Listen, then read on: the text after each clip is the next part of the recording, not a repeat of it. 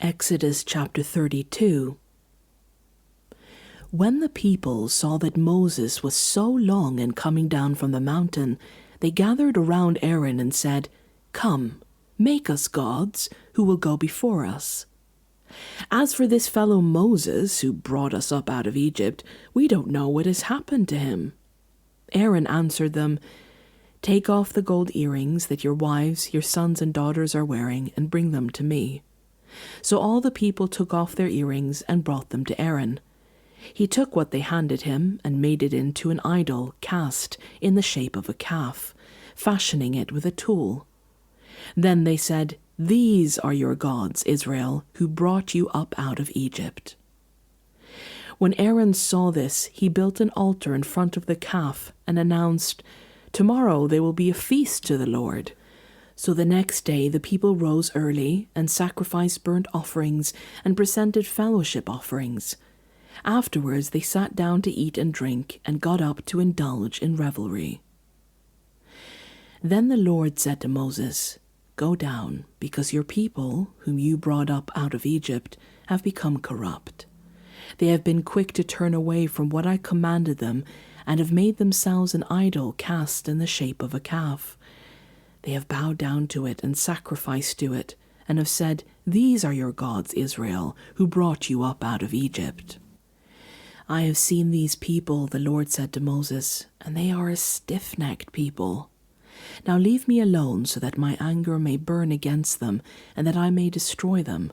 Then I will make you into a great nation." But Moses sought the favor of the Lord his God. "Lord," he said, "why should your anger burn against your people, whom you brought out of Egypt with great power and a mighty hand? Why should the Egyptians say, 'It was with evil intent that he brought them out, to kill them in the mountains and to wipe them off the face of the earth'? Turn from your fierce anger, relent, and do not bring disaster on your people. Remember your servants Abraham, Isaac, and Israel, to whom you swore by your own self, 'I will make your descendants as numerous as the stars in the sky, and I will give your descendants all this land I promised them, and it will be their inheritance forever.'" Then the Lord relented and did not bring on his people the disaster he had threatened. Moses turned and went down the mountain with the 2 tablets of the covenant law in his hands. They were inscribed on both sides, front and back. The tablets were the work of God. The writing was the writing of God, engraved on the tablets. When Joshua heard the noise of the people shouting, he said to Moses, "There is the sound of war in the camp." Moses replied, "It is not the sound of victory. It is not the sound of defeat. It is the sound of singing that I hear." When Moses approached the camp and saw the calf and the dancing, his anger burned, and he threw the tablets out of his hands, breaking them to pieces at the foot of the mountain. And he took the calf the people had made and burned it in the fire. Then he ground it to powder, scattered it on the water, and made the Israelites drink it.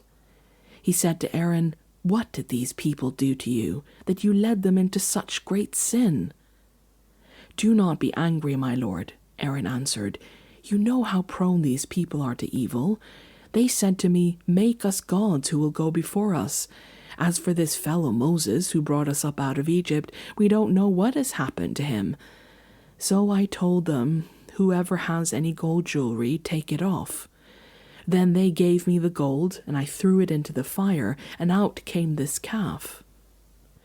Moses saw that the people were running wild, and that Aaron had let them get out of control, and so become a laughingstock to their enemies. So he stood at the entrance to the camp and said, "Whoever is for the Lord, come to me." And all the Levites rallied to him. Then he said to them, "This is what the Lord, the God of Israel, says. Each man strap a sword to his side, go back and forth through the camp from one end to the other, each killing his brother and friend and neighbor."